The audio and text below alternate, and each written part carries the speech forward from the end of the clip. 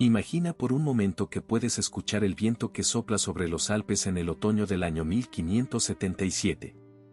No es un viento amable ni decorativo, es un viento que arrastra consigo el olor a pólvora, a papel quemado, a iglesias saqueadas.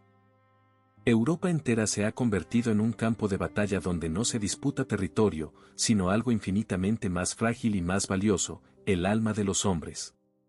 Las guerras de religión han desgarrado el continente con una ferocidad que ningún cronista logrará describir del todo, porque hay heridas que no sangran hacia afuera sino hacia adentro, hacia esa región secreta donde vive la fe.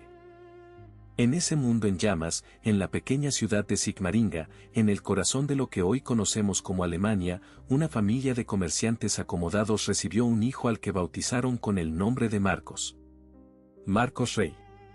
Un nombre tan sencillo que nadie habría podido sospechar que un día lo conocerían en Roma, que sus reliquias serían veneradas en basílicas, que los papas pronunciarían su nombre con reverencia. Nadie, excepto quizás Dios, que conoce desde siempre el destino de cada alma que él mismo sopla a la existencia. La ciudad era pequeña, las calles empedradas y frías, y el cielo de noviembre colgaba sobre los tejados como una advertencia. ¿Pero qué hace grande a un hombre? No la ciudad donde nace, ni el apellido que hereda, ni siquiera los libros que lee. Lo que hace grande a un hombre es la forma en que responde al dolor. Y Marcos Rey aprendió a responder al dolor desde niño, porque la vida no tardó en presentarle su primera lección, la pérdida. La muerte de su padre cuando Marcos era todavía un muchacho no fue un hecho biográfico menor, fue la primera gran fractura a través de la cual comenzó a filtrarse la luz de una vocación que él aún no sabía nombrar. El orfanato no lo amargó. Lo abrió.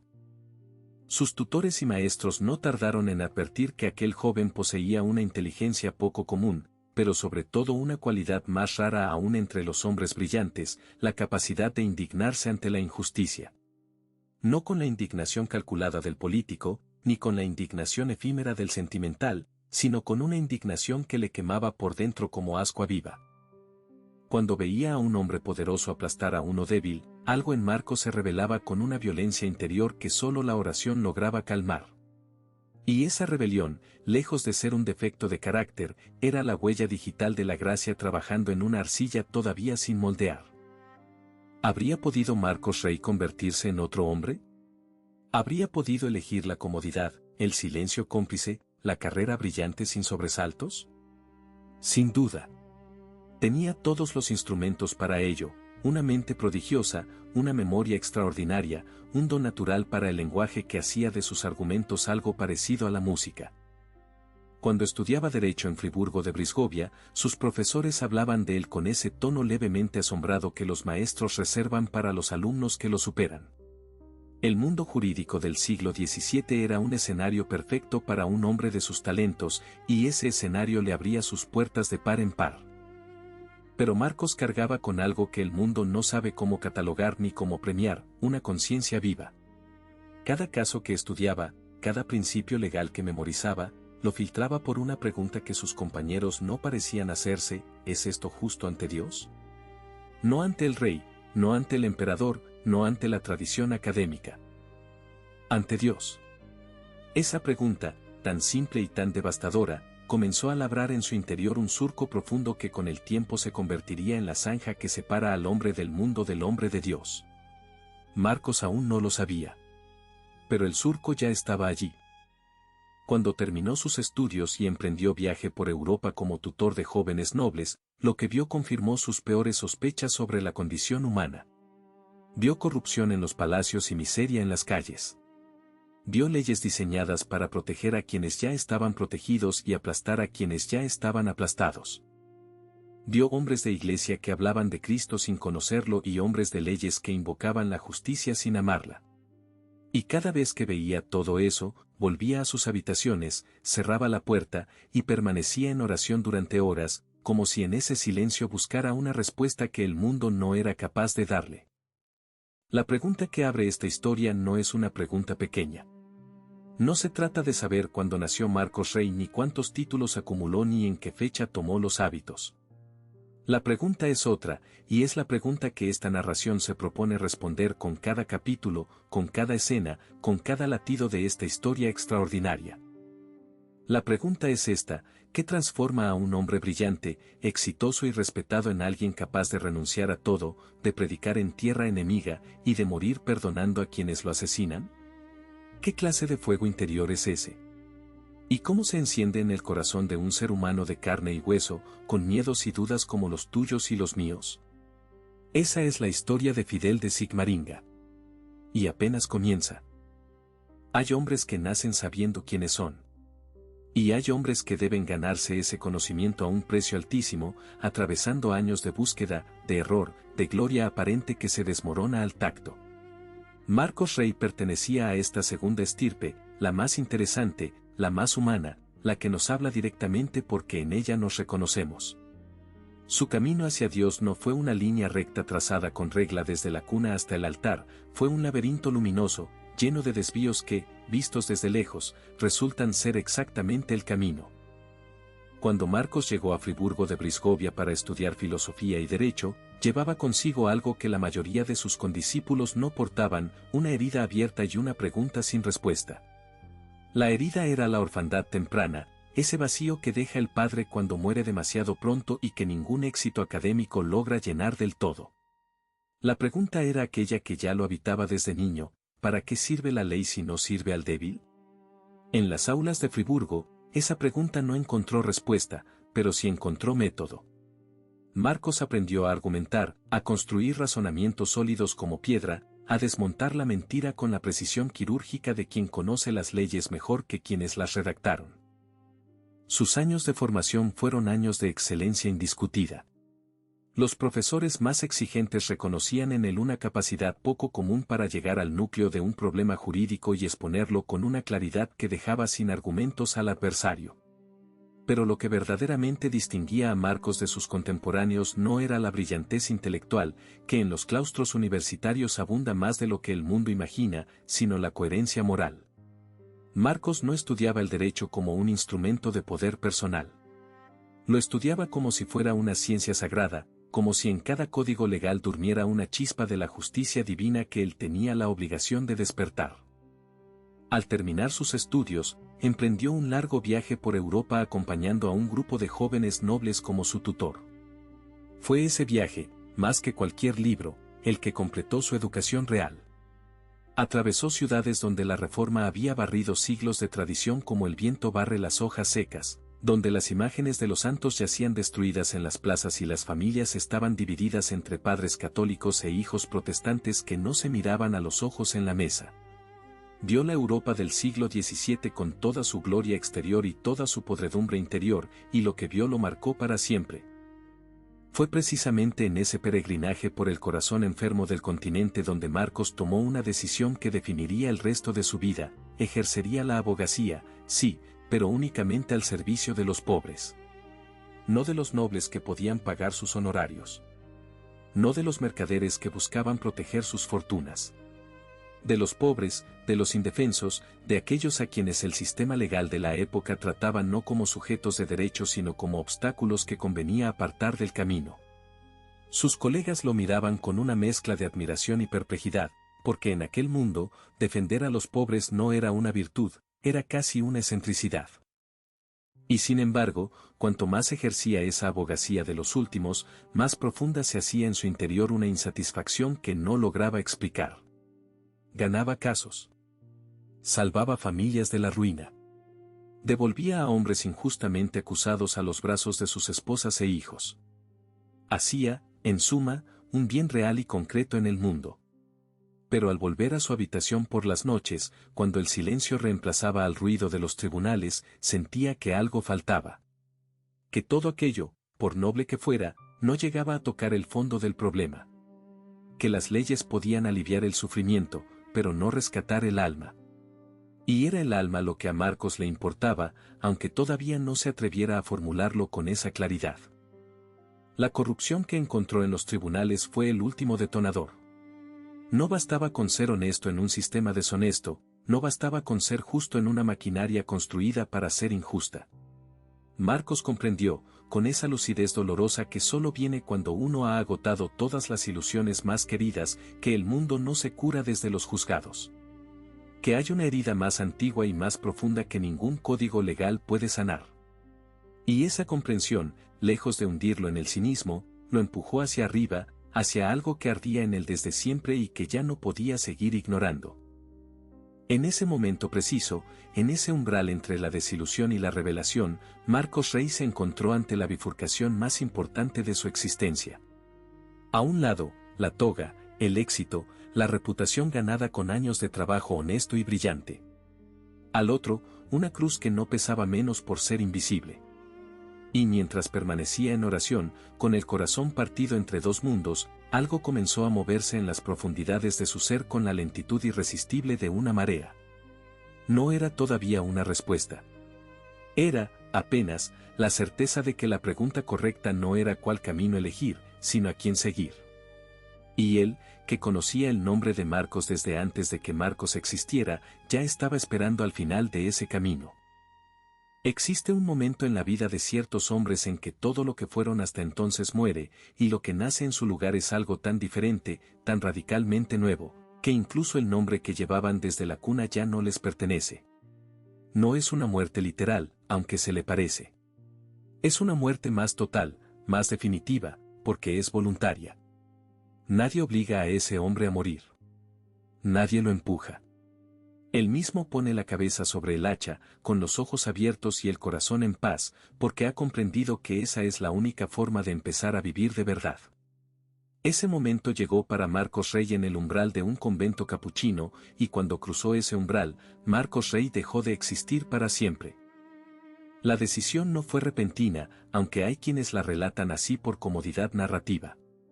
Fue, en realidad, el resultado de años de acumulación silenciosa, de noches en vela, de oraciones que empezaban como petición y terminaban como rendición. Marcos había intentado servir a Dios desde el mundo, con la toga y el código legal como sus armas.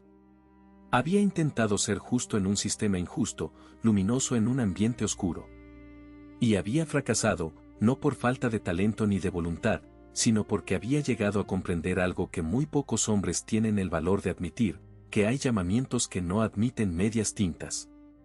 Que hay voces que, una vez escuchadas con claridad, no permiten seguir fingiendo que no se han oído. La orden de los frailes menores capuchinos era, en aquella Europa convulsionada del siglo XVII, una de las fuerzas espirituales más vigorosas y combativas de la Iglesia Católica. Nacida del deseo de volver a la pobreza radical de Francisco de Asís, la orden había florecido precisamente en los momentos de mayor crisis, como esas plantas que solo germinan después de un incendio. Sus frailes predicaban en las plazas, atendían a los apestados, dormían en celdas que habrían parecido pobres hasta a los mendigos, y lo hacían con una alegría que desconcertaba a quien los observaba desde afuera, porque nadie entiende cómo puede alegrar tanto desprenderse de todo. Marcos lo entendía. O mejor dicho, lo intuía, y esa intuición era suficiente para dar el paso. El día que ingresó al noviciado y recibió el hábito pardo de los capuchinos fue también el día que recibió un nuevo nombre, Fidel. Un nombre que no fue elegido al azar, porque en el universo de los santos nada ocurre al azar. Fidel, el fiel, el leal, el que no traiciona. El que permanece cuando todos huyen. El que cumple su palabra aunque le cueste la vida. En ese nombre dormía ya, como una semilla en la tierra helada del invierno, todo su destino. Fidel de Sigmaringa. Un nombre que la iglesia entera pronunciaría con veneración apenas unas décadas después, aunque en aquel momento solo lo conocían los frailes de un pequeño convento y el Dios que lo había llamado. La renuncia que Fidel realizó al entrar en la vida religiosa no fue solo material, aunque la dimensión material ya era en sí misma extraordinaria. Tenía una carrera brillante, una reputación ganada con años de trabajo honesto, una posición social que en aquella época significaba seguridad y respeto. Todo eso lo depositó a los pies de la cruz con la naturalidad de quien devuelve algo prestado. Pero la renuncia más profunda, la que verdaderamente lo costó, fue la renuncia a la autoría de su propia vida. Porque ingresar en una orden religiosa en el siglo XVII significaba, entre otras cosas, aceptar que ya no serías tú quien decidiera dónde ir, a quién servir, qué misión asumir. Esas decisiones pasaban a manos de quienes Dios había puesto sobre ti. Y esa obediencia, para un hombre de la independencia intelectual de Marcos Rey, no fue un trámite administrativo. Fue un segundo martirio, más íntimo y más prolongado que el que vendría al final. Los primeros años de vida religiosa de Fidel estuvieron marcados por una austeridad que sus hermanos en el convento recordarían durante décadas. Dormía poco, ayunaba con una frecuencia que preocupaba a sus superiores y destinaba al socorro de los pobres hasta el último recurso que tenía a su disposición. Pero lo que más llamaba la atención no era su penitencia exterior, sino la calidad de su silencio.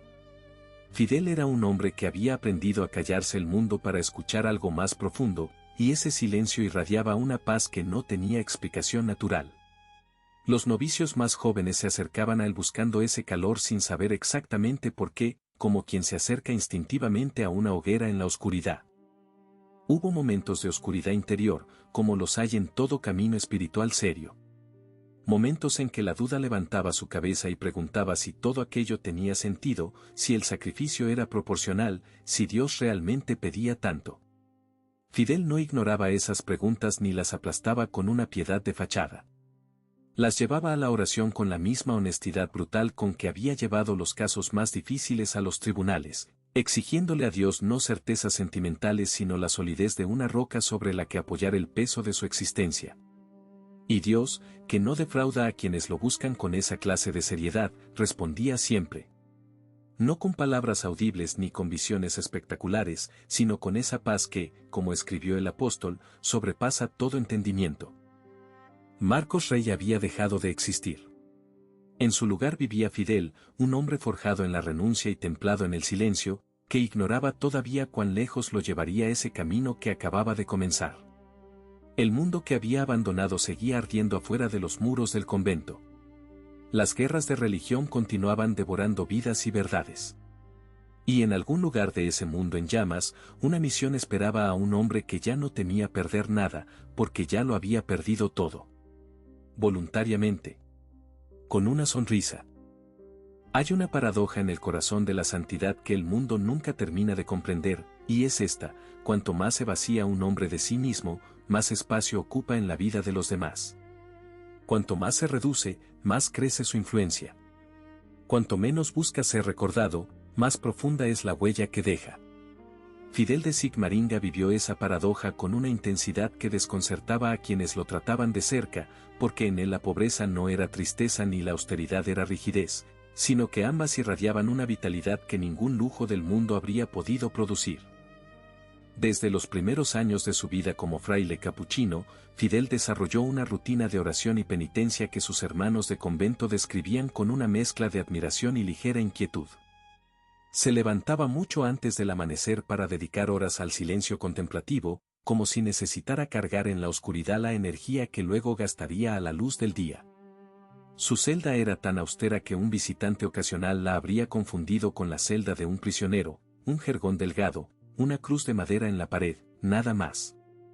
Y sin embargo, quienes cruzaban el umbral de esa celda invariablemente describían una sensación extraña, difícil de articular, como si el aire de ese espacio tuviera una densidad diferente, una temperatura espiritual que calentaba sin quemar. La caridad de Fidel con los pobres y los enfermos era legendaria incluso entre sus propios hermanos, acostumbrados por vocación al servicio de los más necesitados. Cuando una epidemia asolaba una región, Fidel era el primero en ofrecerse para atender a los enfermos, sin importar el riesgo de contagio, sin calcular el precio físico de esa entrega. Llegaba a los lechos de los moribundos con el mismo aplomo con que años antes había llegado a los tribunales, preparado, sereno, con la certeza interior de que la misión que tenía delante era exactamente la misión para la que había sido hecho. Sus manos, que antes habían sostenido códigos legales y argumentos escritos, sostenían ahora frentes febriles y rosarios gastados, y no había en ese tránsito ninguna melancolía, sino una plenitud que él mismo habría sido incapaz de explicar con palabras. Pero fue su don de predicación el que convirtió a Fidel en una figura que trascendió los muros de su convento y comenzó a extenderse por toda la región. Predicaba con una fuerza que sus contemporáneos atribuían no a la técnica retórica, aunque la tenía, sino a algo que venía de más adentro, a esa convicción absoluta que solo poseen quienes han apostado su vida entera a una verdad. Sus sermones no eran exposiciones académicas de teología, aunque estaban profundamente fundamentados en la tradición de la Iglesia. Eran llamamientos urgentes, apasionados, capaces de sacudir la indiferencia más consolidada y de ablandar la hostilidad más declarada. Hombres que entraban al templo con los brazos cruzados y el gesto cerrado salían con los ojos húmedos y el paso diferente. ¿Cuál era el secreto de esa predicación que atravesaba las defensas del alma con tanta facilidad? Quienes lo conocían de cerca tenían una respuesta unánime: Fidel no predicaba lo que estudiaba, sino lo que vivía. Cada palabra que pronunciaba desde el púlpito tenía detrás el peso de una experiencia personal verificada, de una lucha interior ganada a costa de lágrimas y de noches en vela. Cuando hablaba de la gracia divina, no lo hacía como quien cita un concepto teológico, sino como quien describe un encuentro que acaba de tener esa misma mañana. Y esa autenticidad, en un mundo saturado de discursos vacíos y retórica de circunstancia, era tan inusual que resultaba casi perturbadora. La paradoja a la que aludíamos al comienzo se manifestaba con especial claridad en la relación de Fidel con la riqueza ajena. Nunca buscó el dinero para sí mismo, pero tampoco huyó de los poderosos cuando podía usar esa proximidad al servicio de los últimos. Con la misma naturalidad con que se arrodillaba junto a un mendigo moribundo en las calles, se sentaba a la mesa de un noble y le exponía con serena firmeza las obligaciones que su posición le imponía hacia los más pobres. No adulaba. No calculaba. Hablaba con esa libertad que solo tienen quienes no necesitan nada del interlocutor, y esa libertad, en una época donde la adulación era moneda corriente en los palacios, tenía el efecto de un cubo de agua fría, incómoda en el primer momento, pero enormemente refrescante después. Sin embargo, sería un error pintar a Fidel como un hombre sin fisuras, como una estatua de virtud que nunca tembló. Había en él una tensión permanente entre la urgencia apostólica, ese deseo ardiente de hacer más, de llegar a más almas, de no desperdiciar ni un minuto del tiempo que Dios le había dado, y la exigencia contemplativa que le recordaba que toda acción eficaz nace en el silencio. Esa tensión no lo paralizaba, lo impulsaba. Era el motor invisible de una vida que desde afuera parecía simplemente activa, pero que por dentro era un diálogo constante y apasionado entre el hombre que quería ser y el Dios que le pedía primero ser. Así se fue forjando, durante años de convento y misión, de enfermería y púlpito, de oración nocturna y predicación diurna, el instrumento que la providencia tenía en mente para una tarea que habría aterrorizado a cualquier hombre sensato. Fidel no sabía todavía cuál era esa tarea. Pero la Iglesia, que miraba con creciente alarma la situación en los Grisones, en el corazón calvinista de los Alpes suizos, ya había comenzado a pronunciar su nombre en ciertos despachos de Roma.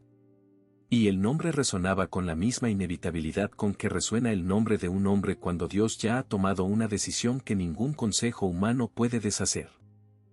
Hay lugares en el mundo que parecen diseñados por la geografía misma para ser inexpugnables, y los Grisones era uno de ellos.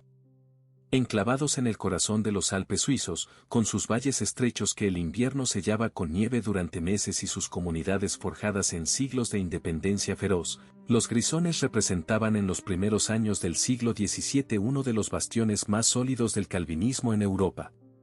No era solo una diferencia teológica lo que separaba a sus habitantes de Roma, era una identidad entera, una forma de entender la libertad, la autoridad y la conciencia que había echado raíces tan profundas como las del pino alpino, y que resistía con idéntica obstinación los vientos que intentaban doblarla. Fue en ese territorio donde la recién creada Congregación para la Propagación de la Fe decidió enviar una misión católica, consciente de que la empresa era tan necesaria como peligrosa. La congregación, fundada apenas unos años antes por el Papa Gregorio XV, tenía como misión llevar la fe a los territorios donde había sido suprimida o donde nunca había llegado con solidez. Los Grisones pertenecían a la primera categoría, habían sido católicos y lo habían dejado de ser, y esa herida particular, la de la apostasía colectiva, era más difícil de sanar que la del simple desconocimiento. Para esa misión imposible, los superiores de la orden capuchina designaron a Fidel de Sigmaringa como su principal predicador y líder espiritual.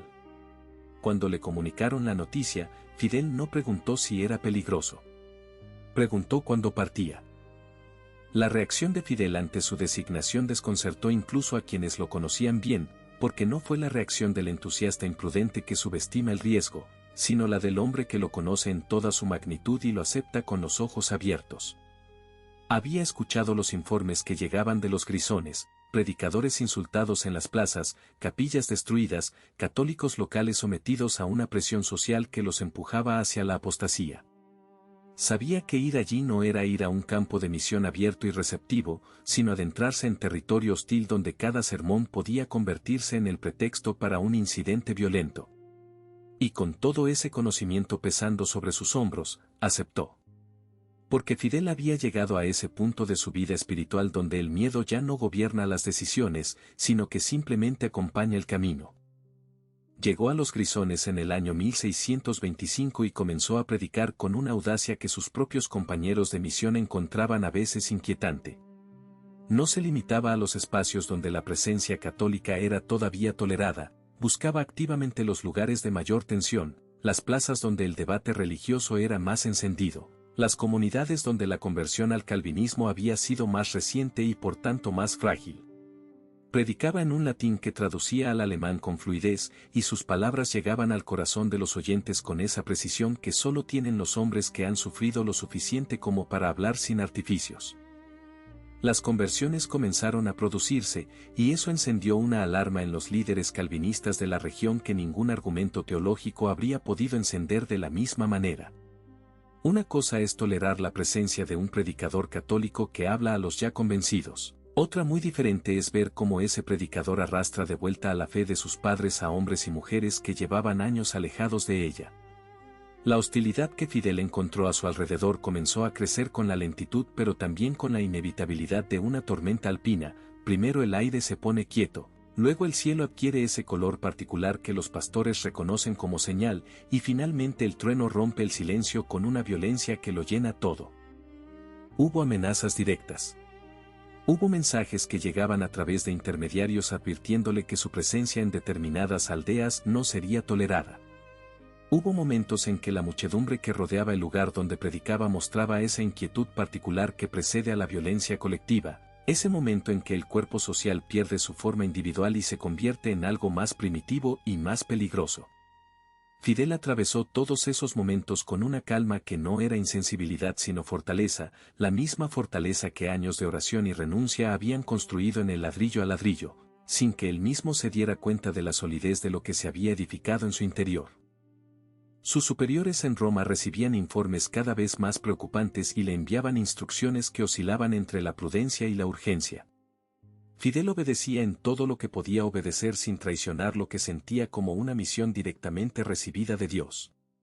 Pero había una orden que ningún superior humano habría podido darle y que él se daba a sí mismo cada mañana al despertar, la orden de no tener miedo. No porque el miedo no existiera, sino porque había aprendido a colocarlo en el lugar que le corresponde, que no es el lugar del gobernante sino el del compañero de viaje. El miedo caminaba con él por los senderos alpinos, pero no marcaba el paso ni señalaba el destino. En los últimos meses de su misión en los Grisones, algo en Fidel pareció cambiar de manera perceptible para quienes lo trataban de cerca. Se volvió más silencioso, más recogido, como si estuviera preparándose interiormente para algo que aún no había ocurrido pero que ya podía sentir aproximarse con la certeza con que se siente aproximarse el amanecer antes de que aparezca la primera luz. Escribió cartas a sus hermanos capuchinos con una ternura inusual, como quien sabe que ciertas palabras son las últimas. Intensificó su oración en las horas nocturnas hasta extremos que preocupaban a sus compañeros. Y cuando alguien le preguntaba cómo estaba, Fidel respondía siempre con la misma frase serena que sus interlocutores recordarían durante el resto de sus vidas, que estaba en manos de Dios, y que no había lugar más seguro en el universo entero. La mañana del 24 de abril del año 1626 amaneció sobre los Alpes con esa claridad engañosa que a veces precede a las peores tormentas. El aire era frío y transparente, como recién lavado, y los picos nevados de los Grisones brillaban en la distancia con una indiferencia majestuosa que contrastaba de manera casi cruel con lo que estaba a punto de ocurrir en el pequeño pueblo de Seguis. Los pájaros cantaban. El viento movía apenas las copas de los abetos. Y en ese escenario de quietud alpina, la historia preparaba uno de sus momentos más sobrecogedores, de esos que no se olvidan porque tocan algo en el ser humano que está más allá de la razón y del tiempo. Fidel había celebrado la misa esa mañana con una concentración que sus compañeros describieron después como inusual incluso para él. Sus labios se movían despacio sobre cada palabra de la liturgia, como si quisiera grabar en su memoria cada sílaba, como si supiera que aquella era la última vez que sus manos sostendrían el cáliz y el pan consagrado en este lado de la eternidad. Al terminar la celebración, permaneció arrodillado durante un largo tiempo en silencio, con la frente inclinada y los ojos cerrados, en esa postura de abandono total que sus hermanos ya reconocían como el signo de una conversación interior demasiado profunda para ser interrumpida. Cuando se levantó, su rostro tenía esa expresión serena y definitiva que tienen los hombres que han tomado ya la última decisión. La aldea de Seguis era territorio peligroso, y todos en la misión lo sabían. Las tensiones entre la pequeña comunidad católica que Fidel había contribuido a consolidar y la mayoría calvinista que la rodeaba habían alcanzado en los días previos una intensidad que hacía temer un estallido inminente. Varios mensajeros habían llegado al convento con advertencias más o menos veladas de que la presencia de Fidel en Seguis ese día específico no sería tolerada. Sus compañeros de misión le suplicaron que pospusiera la visita, que dejara pasar los días más calientes de la tensión, que la prudencia aconsejaba una retirada táctica que no comprometía en nada la misión a largo plazo. Fidel los escuchó con paciencia, con esa atención respetuosa que siempre prestaba a quienes le hablaban, y luego respondió con una calma que silenció toda réplica: los que lo esperaban en Seguis lo necesitaban hoy, no mañana, y él no había tomado el hábito para servir a los que no tenían riesgo. El camino hacia Seguis lo recorrió a pie, como siempre, a través de senderos de montaña que en abril todavía conservaban manchas de nieve en las sombras. Llevaba su hábito pardo, su breviario, y en el interior de ese pecho frágil que los años de penitencia habían adelgazado, llevaba algo que ninguna amenaza del mundo podía arrebatarle: la certeza de que cada paso que daba era el paso correcto. Aquellos que lo vieron pasar ese día recordarían después la extraña sensación de estar contemplando a un hombre que caminaba hacia algo que ellos no podían ver pero que él sí veía con perfecta claridad, como quien se acerca a una luz que solo él percibe en la oscuridad. Predicó en Seguis con toda la fuerza de su voz y de su alma, ante una asamblea que incluía tanto a los fieles que lo habían buscado como a los hostiles que habían venido a perturbarlo. Sus palabras no eran palabras de provocación ni de confrontación, sino de esa urgencia misericordiosa que caracterizaba toda su predicación, el anuncio de una verdad que amaba demasiado para guardársela, ofrecida con la generosidad de quien sabe que el tiempo apremia. Cuando terminó, la tensión en el lugar era palpable, densa, como el aire antes de la tormenta. Y entonces ocurrió lo que los mensajeros habían anunciado y sus compañeros habían temido. Un grupo de hombres armados lo interceptó cuando abandonaba el lugar de la predicación. Las versiones históricas varían en algunos detalles, pero coinciden en lo esencial: le exigieron que abjurara de la fe católica, que reconociera los errores de Roma, que eligiera entre la apostasía y la muerte. Era la misma disyuntiva que el martirio cristiano lleva planteando desde los circos romanos hasta los campos del siglo XX: reniega o muere.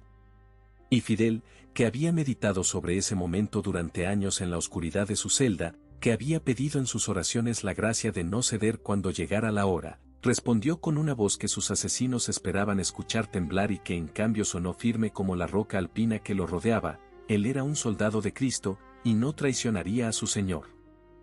Lo que siguió duró apenas unos minutos en el tiempo del reloj, pero ocupa en la eternidad un lugar que ninguna medida humana puede calcular. Los golpes cayeron sobre él con una violencia que buscaba no solo matar sino también humillar, como si la ferocidad física pudiera borrar la dignidad que ningún argumento intelectual había podido doblegar. Y en medio de esa violencia, mientras su cuerpo recibía el precio de su fidelidad, Fidel hizo algo que sus verdugos no esperaban y que los perseguiría durante el resto de sus vidas: los miró y los perdonó. No con el gesto automático de quien repite una fórmula aprendida, sino con esa mirada específica que solo tienen los ojos de quien ha vaciado el corazón de todo rencor y lo ha llenado de algo completamente diferente. Sus últimas palabras, recogidas por quienes las escucharon y transmitidas con la reverencia con que se transmiten las cosas que tocan lo sagrado, fueron una oración por sus asesinos. no una maldición. No un lamento. Una oración. Fidel de Sigmaringa cayó en la tierra alpina de Seguis como cae la semilla que el labrador entierra con la certeza de que no es el fin sino el principio, que la oscuridad del suelo no es la última palabra sino la condición de una vida nueva que el invierno no puede detener. El cielo, ese día, contuvo el aliento. Y luego, en el silencio que siguió, comenzó a escribir una historia que no ha terminado todavía. Existe una antigua convicción en el corazón de la Iglesia que ningún siglo ha logrado desmentir: la sangre de los mártires es semilla de cristianos. No es una metáfora piadosa ni un recurso retórico para consolar a los que sobreviven. Es una descripción de lo que ocurre en la realidad cuando un hombre o una mujer elige la muerte antes que la traición, cuando antepone la verdad a la supervivencia y el amor a la comodidad. Algo se siembra en ese instante que el mundo no sabe cómo contabilizar, pero que la historia registra con una fidelidad que asombra, porque las semillas sembradas en la sangre de los mártires germinan siempre, aunque a veces el invierno sea largo. La noticia de la muerte de Fidel se extendió por los Grisones con esa velocidad particular que tienen las noticias que conmueven algo profundo en el alma colectiva. Sus asesinos habían esperado que su muerte silenciara la misión católica en la región, que el miedo que su ejecución debía provocar en los demás predicadores despejara el territorio de voces incómodas. Ocurrió exactamente lo contrario. La muerte de Fidel, lejos de aterrorizar a los que continuaban la misión, los encendió con una renovada urgencia, como ocurre siempre cuando la semilla cae en tierra fértil y el labrador que la sembró ya no está para ver el fruto, pero el fruto crece de todas formas. Los Grisones no se vaciaron de fe católica con su martirio, comenzaron, lentamente, a llenarse de ella. En Roma, la muerte de Fidel fue recibida con la gravedad y la reverencia que merecía. La Congregación para la Propagación de la Fe, que lo había enviado a esa misión, reconoció en su martirio no un fracaso institucional sino la confirmación más elocuente de la seriedad de la empresa que había emprendido. Los testimonios comenzaron a acumularse, conversiones atribuidas a su intercesión, curaciones que los médicos no sabían cómo explicar, vidas transformadas por el recuerdo de su ejemplo. La Iglesia, que posee una paciencia de siglos para estos procesos, comenzó a instruir el proceso que llevaría a su reconocimiento formal. En el año 1716, 90 años después de su muerte, el Papa Clemente XI lo beatificó. Y en el año 1746, el Papa Benedicto XIV lo canonizó ante una Roma que celebró con la solemnidad que merece un hombre que había preferido el cielo a la cobardía. Pero ¿qué significa todo esto para nosotros, que vivimos en un mundo tan diferente del suyo y tan parecido al mismo tiempo? ¿Qué tiene que decirle a un hombre o a una mujer del siglo XXI la historia de un fraile capuchino que murió en un sendero alpino hace siglos? La respuesta, si uno se detiene a pensarla con honestidad, es que tiene exactamente todo que decir. Porque la pregunta que definió la vida de Fidel, esa pregunta que él respondió con su muerte, es la misma pregunta que cada generación debe responder de nuevo con su propia vida: ¿qué vale más, la comodidad o la verdad? ¿La seguridad del silencio cómplice o el riesgo de la palabra honesta? ¿La vida reducida o la muerte que engendra vida? Fidel fue proclamado por la Iglesia como el primer mártir canonizado de la Congregación para la Propagación de la Fe, un título que lleva consigo un peso histórico enorme. No fue el primer misionero que murió en el ejercicio de su misión, ni sería el último.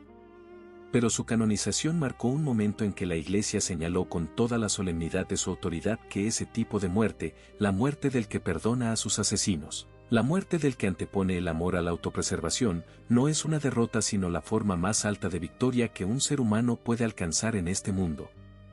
Es el argumento que ningún filósofo puede refutar porque no está hecho de palabras sino de carne y sangre. Su fiesta litúrgica se celebra cada 24 de abril, en el aniversario de su martirio, y en esa fecha la Iglesia Universal recuerda a un hombre que fue, sucesivamente, estudiante brillante, abogado honesto, fraile austero, predicador encendido y mártir sereno. Cada una de esas etapas fue necesaria. Ninguna fue un accidente ni un desvío. La formación jurídica le dio el rigor intelectual para defender la fe con argumentos sólidos. La experiencia de la injusticia le dio la compasión para entender el sufrimiento ajeno. La vida religiosa le dio el vaciamiento necesario para que la gracia tuviera espacio donde habitar. Y la misión en los Grisones le dio la oportunidad de sellar con su sangre todo lo que había predicado con su voz. Una vida perfectamente coherente, de principio a fin, como pocas vidas lo son. Hay una imagen de Fidel que la tradición iconográfica ha transmitido hasta nuestros días y que merece ser contemplada con la atención que merece todo símbolo verdadero. Se lo representa frecuentemente con la palma del martirio en una mano y un libro, el libro de la fe, en la otra. A sus pies, las armas que lo mataron. Y en su rostro, no el rictus del sufrimiento sino la serenidad del que ha llegado a donde siempre supo que iba. Esa imagen no es solo un retrato de un hombre del siglo XVII, es un espejo. Nos pregunta, a cada uno de nosotros, que sostenemos en nuestras propias manos, que hemos colocado a nuestros pies, y qué expresión tiene nuestro rostro cuando la vida nos exige elegir entre lo fácil y lo verdadero. Fidel de Sigmaringa murió perdonando. Ese es su legado más íntimo y más indestructible, el que ninguna guerra puede quemar ni ningún tiempo puede borrar. En un mundo donde el rencor se cultiva como si fuera una virtud y la venganza se celebra como si fuera justicia, ese gesto final de un fraile capuchino en un sendero alpino sigue siendo, 400 años después, el acto más radicalmente subversivo que un ser humano puede realizar. Porque perdonar a quien te mata no es debilidad, es la demostración más contundente de que hay algo en el hombre que ningún asesino puede alcanzar, una llama que la violencia no apaga sino que aviva, una vida que la muerte